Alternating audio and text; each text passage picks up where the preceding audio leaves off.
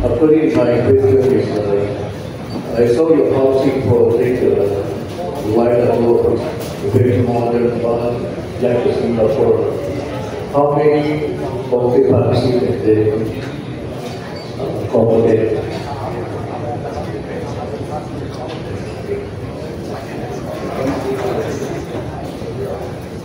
Well, I agree with you. But one, our housing policy and housing program is virtually the same law, almost the same law on what Singapore did, okay, or what they call the SDB. In each building that I'm available, I'll tell you very closely, yung naalala yung squatter dyan sa San Nicolas. But it's a 30-year squatter. The property owner adjacent to the community, hindi nag-grow. So that's why, ang ginawa ko doon, yung basketball court, giniba ko, pinayuan ko, 700 square meter of 15-story, 200 plus halos.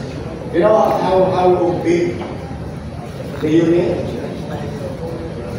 42 square meter, 2 bedroom, each family.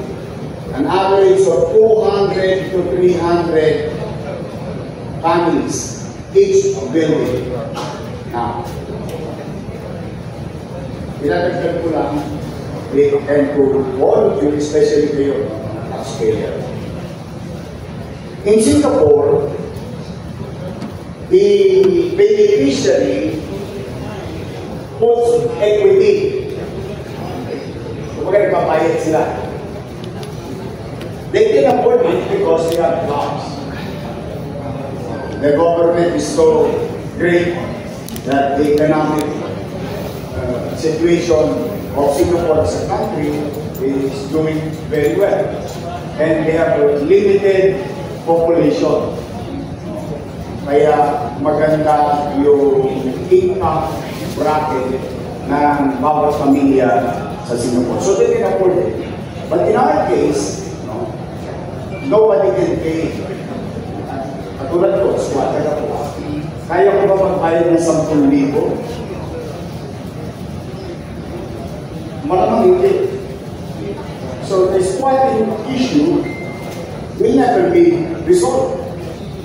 So I came up with an idea na every beneficiary will pay 2,000 pesos per month,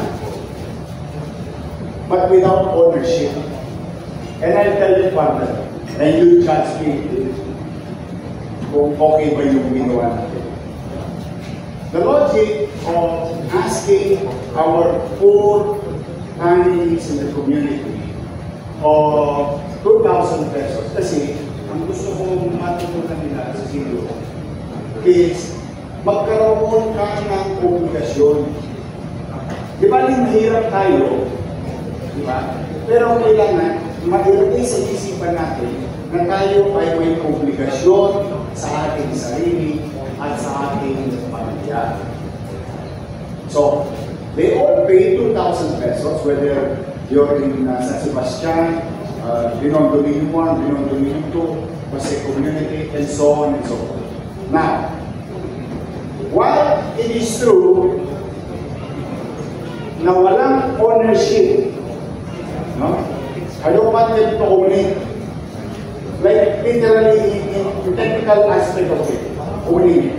Simply because I don't want to go back with the same problem. Kasi ang tendency ng iba is ibenta. If you keep ownership, now there is a right already. The privilege becomes now a right. Eh, baka may deadline. Alam mo kung magkano inaabot sa iyo? Okay? Almost 5 billion per unit. Cost. Sa cost ng taxpayer. So, to protect the interest of taxpayer, usually, kahit dinastos ko billion-billion, or so many billions, yung madaming pilihan, the taxpayer will feel, ay, hindi naman pala ipinagpariwara or sinayang yung buwis ko. Bakit? Kasi hindi niya maibibenta, hindi niya maisahan yung gobyerno. Now, two things now ang epekto. So, hindi siya mayari, protected yung taxpayers' money.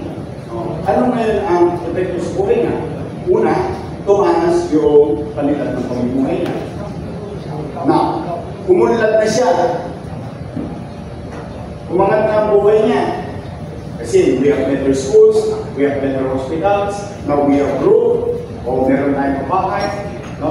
He's doing a lot of savings. If you're renting at 7,000, now you're paying at 2,000, you have a 5,000 savings. Yumaman ka na, umangat ka na. Gusto mo na umalis. You wanted to leave. The housing program is also only for you 2,000. So, if you stay there for 10 years, ang gobyerno ng Maynila isosoli sa iyo yung 240,000. Kasi the government is not there to earn it.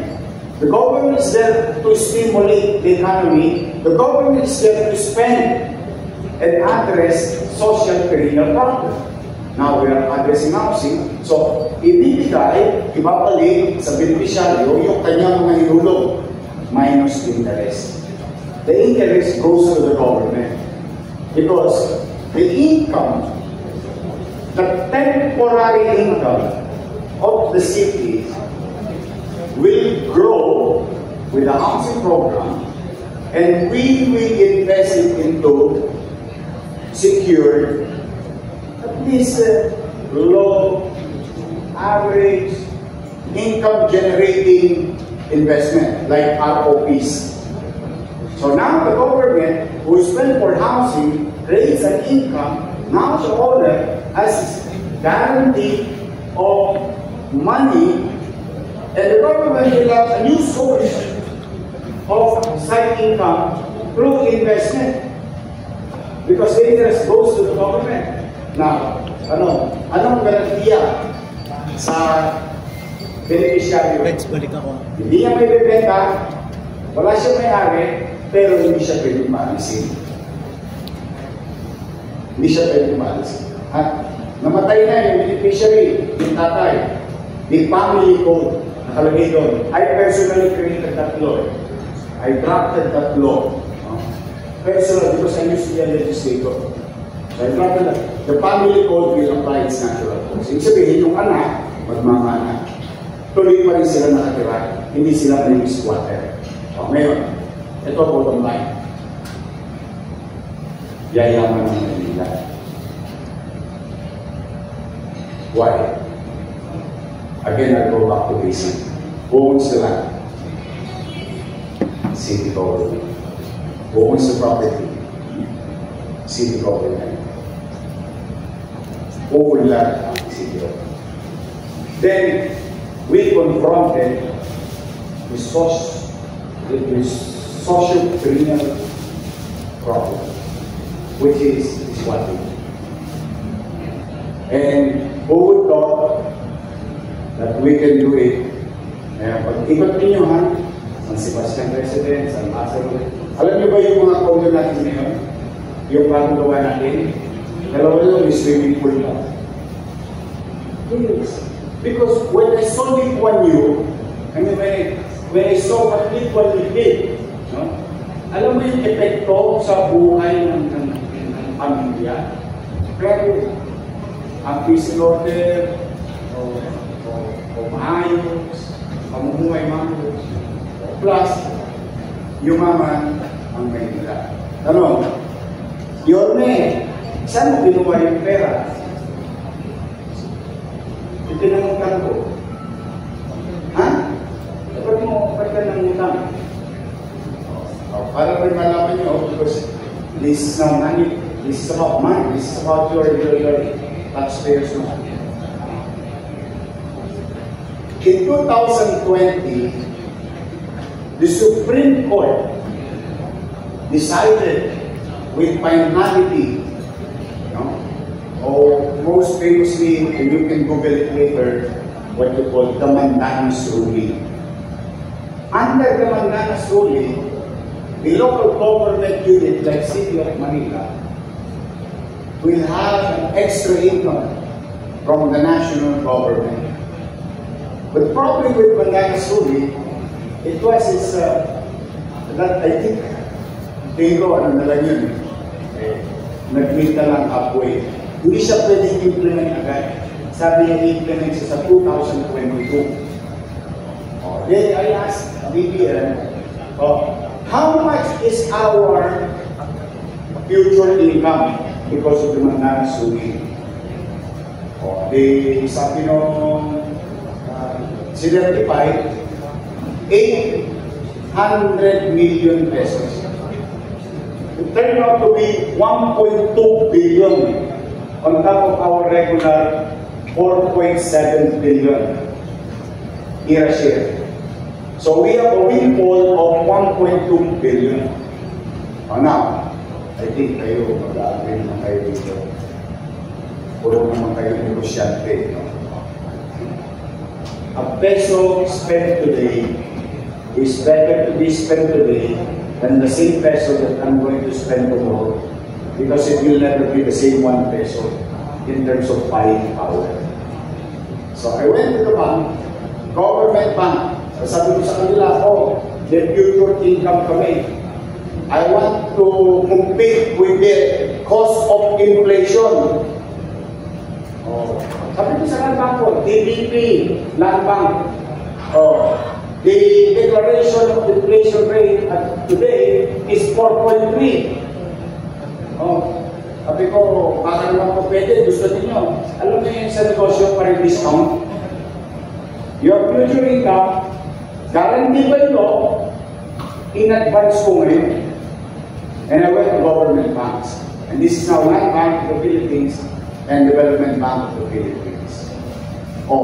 Pumayag yung bangko. Binigyan ako ng mababang rate, almost tabla. Anong benepisyo? We created capital. We created asset. We did not only create asset at a cheaper price. Ito pa, palalagay ko pa yung sitwasyon. Bumili ako ng bakal, wala pang gera sa Ukraine. You do the math. What I mean by that? It's cheaper at the time. So when we contracted, lock up, ang savings ng Maynila, almost yung babayaran kong interest na tikitain ng ako ng gobyerno sa kwentana po sa murang nabili, yung semento, yung grapa, yung bakal, yung cost of labor, para i-address yung social perennial problem, which is lack of healthcare facility, lack of housing, lack of school space, and so on and so forth. Nabawi ko lahat. At a cheaper price. I think kayo na po din sa makaka-relate sa kwento ko. Kasi puro kayo negosyante. Because, ang tawag ko doon when I was asked, ang tawag ko doon, financial engineering. That's a very basic thing.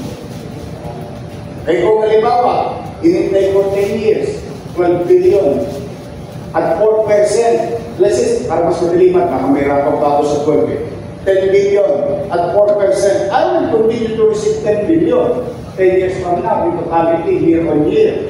But the 4% inflation, that would cost only the buying power that is 6 billion. Because 4% times 10 years, that's 40% depreciation of the buying power of my 10 billion. And yet, I have a city full of squatter, and I have a city with chaotic, I have a city with problem, then in advance ko yung pera. Dinivelop ko yung city. I created opportunity while there's pandemic.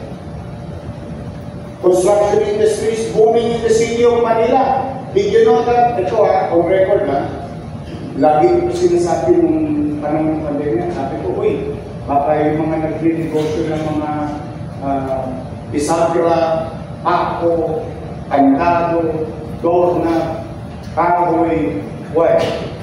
You know how much they gained in the city of Manila under my watch? Because of the tax policy that I created. Yung sabi ko that in the next 5 years, ito ang tax base natin, tax code natin, we'll have ito zoning rules natin.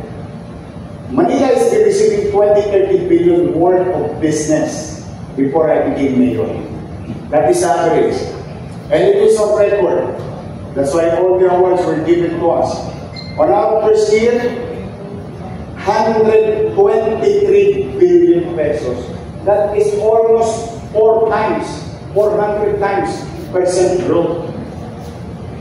Pandemic, because of liberalization of zoning policy, pandemic, 170 billion worth of permits that we gain in terms of private sector investing in Manila. Pandemic to, and this cannot be lies because it cannot be lied. I cannot lie with DTI, I cannot lie with Chamber of Commerce. They should know, they're the one giving awards and recognition. So, now, nagsimula tayo sa kwento na gaano kalaki, gaano kamahal, and I gave you the reason.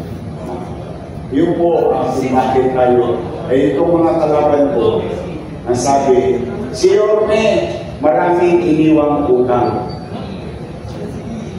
Hindi naman na sinasabi nila. Pero they don't know. They don't know. I don't know if they know how to run a business. I'm not a big businessman. I'm a small businessman. But your mathematics is as good as mine. Magkaiba lang ang numero. Pero 1 plus 1 to you is 1 plus 1 to me. It's the same result, it's 2. Applying the same concept, same idea, on how to grow, and how to approach, and how to maximize good money. Spend today is better than you spend in the next 10 years. Lang naman school of thought ko lang naman sa mga matatanda ko ng katabi. Katulad ng says, but yeah, that's why may utang tayo. But our utang is not there to be the burden because may nakatapat ngayon. Saka muna, to cut the long story short, hindi ako pautangin ng bangko kung walang income. Ganun lang kasimple.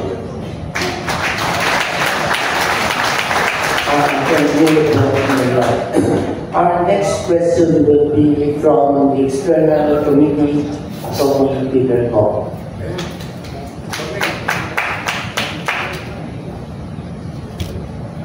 Good afternoon po, Yorme.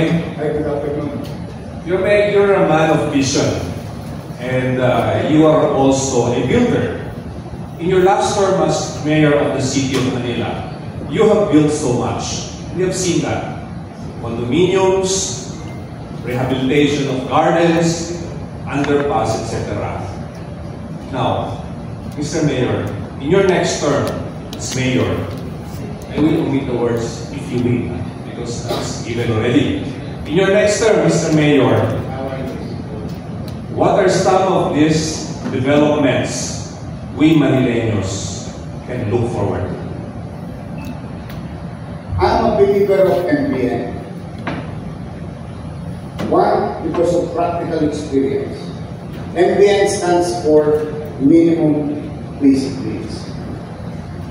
All my life, based on practical experience, and I would like to thank my professor in NCPA, when they define theoretically and academically what is MBN and effects of it to the people. MBN is healthcare, education, housing, and jobs. Hindi nyo napansin kanina, sa lahat ng sinabi ko, isa lang ang ginagawa ko. Hindi nyo napansin kanina, ano sabi ko, magnegosyo kayo kasi gusto ko makapag-provide kayo ng trabaho. At alam pinakisuyo ko, pwede ba makisuyo ang ikari ninyo taga Maynila? Why? I'll continue to provide roads. I will continue to innovate with our healthcare and find a way to make it cost efficient in terms of with regard to expenditures. Kasi ang feeling ko, there's another way to approach it. Not being passive. May sakit, bili tayo ng gamot. May sakit, kailangan natin ng ganito. But there is another way that the city can invest to provide a healthier lifestyle. So that in the next 10 years, it's lessen, we're going to lessen and lessen and lessen our cost for our health. Because you have a healthy community. So we will provide, continue to provide and maximize space with regard to our educational institution. Because the population will continue to grow. You cannot do something about it between a man and a woman inside the bedroom in the middle of the night. I cannot interfere with what they're going to do. But 9 months thereafter, I know it will produce a human being. A person born today, 7 years from now, will occupy space in our school. If you know how to project things, no? I think you know how to project things kasi mga Kristiyan kayo. But in policy making, you project things that are inevitable and the other one is possible. So if a kid born today, 7 years from now, it will occupy a seat in the classroom. Now, we will continue to our dreams and aspirations to achieve a good student-teacher ratio in our school facilities. That's why, as you can see, we are building upward. Kasi that's the way to do it. In a highly urbanized LGU like City of we are a very old city. However, I can demolish everything and restructure the roads and so on and so on. But we cannot do that. We are a old city.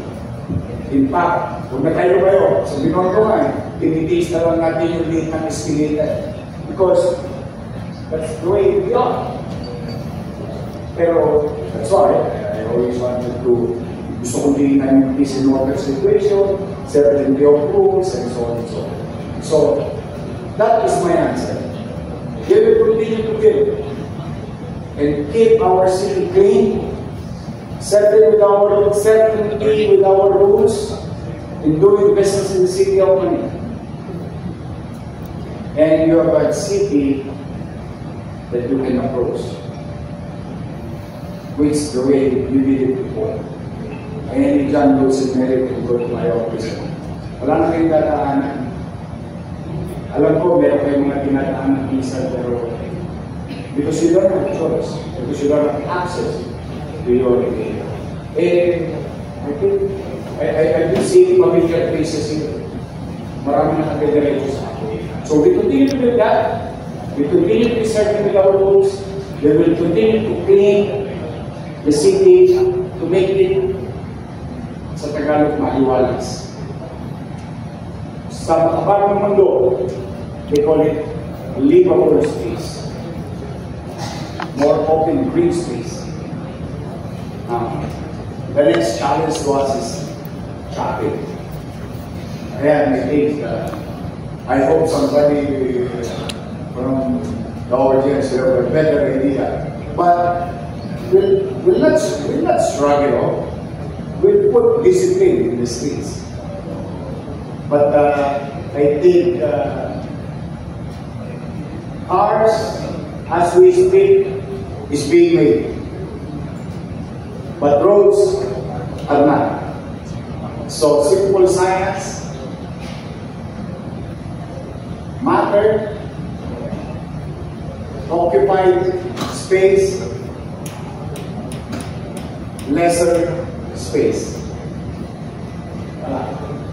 But if you put, patingnan ninyo, sample lang, Napansin ko dito sa kapila. Yung nilagyan ko ng dragon. Las Marinas. Well, all the way to Binondo Church, from those streets, San Fernando. Napansin niyo, may pinatay akong lane. Binaba ko yung poste. Hindi niya napansin? It's a 4-lane, supposed to be. 4-lane. Pero yung 4-lane na yun, in the old days, kahit 1 lane hindi madaanan. So what they did, put decoration on it, and make 1 lane available for the business, because this building is matanda pa sa iyo, mas matanda pa sa lolo ko, at walang parking yung building niya. So I created a parking space, but not anymore the way they did it in the past. Malagpag, not this niya. Then I created 2 lane. On certain, kaya pang 2 lane, hindi niya na pwede siguro harangin niya. Pinagbigyan ko na kayo sa kanan, mga bangko, pinagbigyan ko na sa kaliwa, yung mga negosyo. Pero yung 2 lane, make it available free flowing. So, yun yung sinasabi kong certainty in our rules. Ganun ang gagawin natin. So, kung nagustuhan ninyo, yung nangyari under my watch, we'll continue that answer Tony's question. We will continue to do so.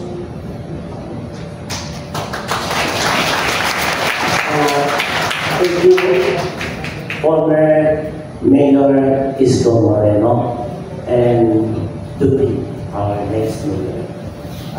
This includes our open forum. Thank you for all of your questions. Kindly approach Honorable Isko Moreno staff with any inquiries regarding other matters. Can I just add one more? Yes, go ahead. Get one student request for. Go ahead, sir. Okay. Di ba ginawa ko na yung bagong hospital ng Manila? Did you see that? The new building, fully air conditioned, 10-story. The end game for that, just so you know, PLF is been producing top-notch medical professional. PLF, doctor, nurses, we've been producing. The problem with us in PLF, half. Yung portion ngayon na half. So we cannot produce more. Because every year, in particular number, that's because we don't want to produce.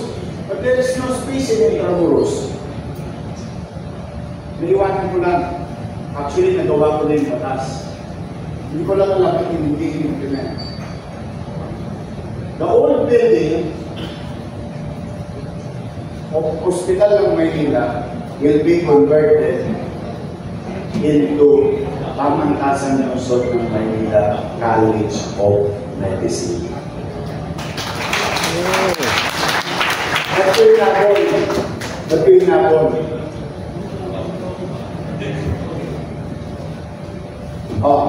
FCCI, gusto nyo ba mag-participate in mission building to produce more doctors, produce more dentists, and so on and so forth, medical field. Because producing such is part of mission building, and that will cost me money. And the way I look at it nowadays, medyo masakit. Yeah, I don't want to say bad things, but this is just my assumption. Mukhang wasak na yung gobyerno, mismanaged. But I'm gonna need resources. Kaya baka maunahan pa kayo ng AmCham, maunahan pa kayo ng Makati Business Club. Kasi ilan ako kayo, because I want everyone to participate. Because similar, we're going to use doctors, nurses, therapists, and so on. Okay, this is kung wala sabi, one for the road. Kasi laki ng space, mapapakan din. In fact, before I left, I said it again, I'll say it again. Nagpasa ko na yung batas yung ordinance to donate it to PLM and PLM to transfer College of Medicine katabi ng hospital ng Manila. So not to waste people's money with regard to the same building, the old building that is suitable for students. Ang cost naman po nila, re-remodel lang natin yung building. I-retrofit na, hindi retrofit, kasi hindi naman tatagad ng floor. I-renovate lang natin to make it suitable for academic medical institution. Hindi ka ito. Yun na. Pala na kayo.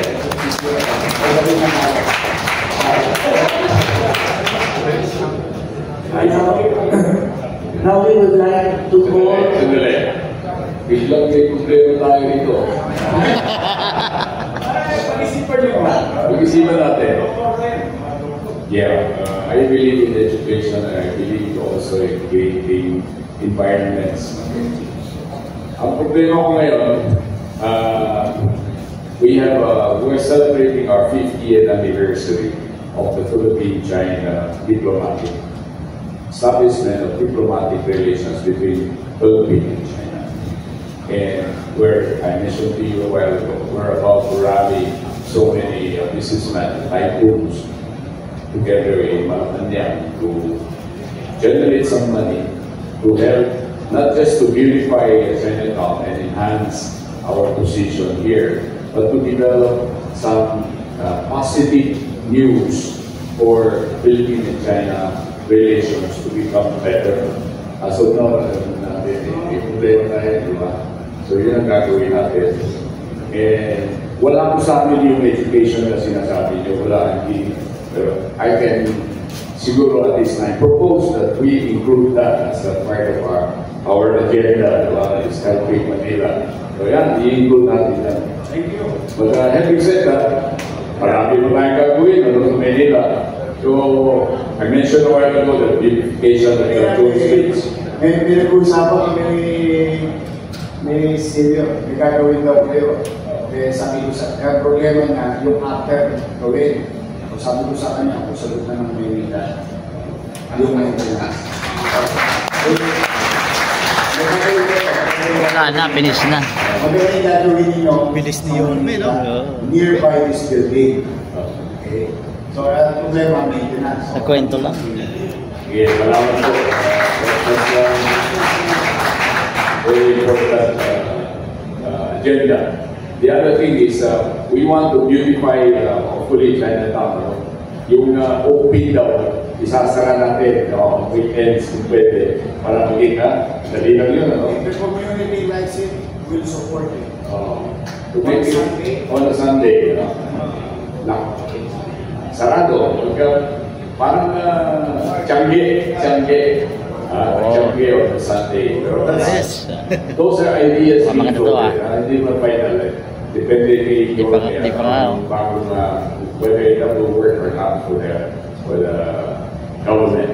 But I like it's interesting. I like the proposal of continuing building non-dominium, or whatever medium we have in mind to help the squatters. Kasi daming squatters after yun. So we need, I think, there are more squatters than private sectors or citizens in the country. In Manila. Yes, nangyaylayan din ako yung mga property owner adjacent, hindi sila makapag-develop. Because, alam na natin ibig sabihin ng village na. But if I develop housing for our neighborhood, di ba? Naturally, yung private property adjacent to it, pwede malinis na, pwede maayos na. Then the private sector. Sasabayan ang private sector na lagi sumasapilay sa gobyerno. Pag hindi ginagawa ang gobyerno, ang abangan ng private sector, sabay na tayo. And that's what is happening and that's our dream. Doon sa lugar ni Apple, ni Congresswoman Apple Nieto. Continue, isang bloke na natibag namin doon. Did you know that? The beneficiary of condominium is almost one block of mga squad natin kabayan na naiakyat doon sa class. We created space, kaya doon naman gagawin ng condominium 2. So, titibagin naman to, lipat. Lego yun eh. Yun yung concept ng Lego. Lipat, open, tayo, lipat, then before you know it. Tapos, I think ako, building tapos yun. Ubus lahat yun. That's correct. Mike, wala pa ako sa question kasi inisip ko yung condominium yun. Ganito yung ginawa nyo, especially for the vicinity area, tumataas yung prices of real estate. Ang problema namin ngayon, there's a law that raise taxes based on zonal value or market value on real estate. And alam natin na yung lumang taxation, which is based on purchase value, and the new law, the multipliers will be siguro 10 times, 5 to 10 times more taxes for businessmen to pay. Umalis na dito sa Maynila o sa urban areas. Buong Pilipinas, alam ko sila, pumunta sila sa mas murang lote or prices where the prices of lots will be lower. Can you help at this time the transition? I think darating yan eh, it's a law already. But the transition, how do we help the businessman by not imposing immediately maybe 200 to 300% property taxes? How do you propose to move towards this? I'll read the law. I've never heard about it. You know, I don't know how they're going to implement it. But with regard to our speaker natin, wala, umanatag rin. Sa business tax, pamilya, basta dito tayo, static tayo the next 5 years. Yan ang commitment ko. Kasi people needs to recover. Hindi ko kailangan mag-recover ng tao. Thank you. Definitely, we will talk to you more often in the days and months and years. We would like to call on stage the FCCCII Corporate Officer and Honorable Gandhi, President, to present the Federation Token of Appreciation for Honorable Francis Isko Moreno Domagoso for gracing us during the FCCCII election town hall meeting this February 25, 1925. Thank you very much also for everyone who are attending this afternoon election town hall meeting with Honorable Isko Moreno Domagoso.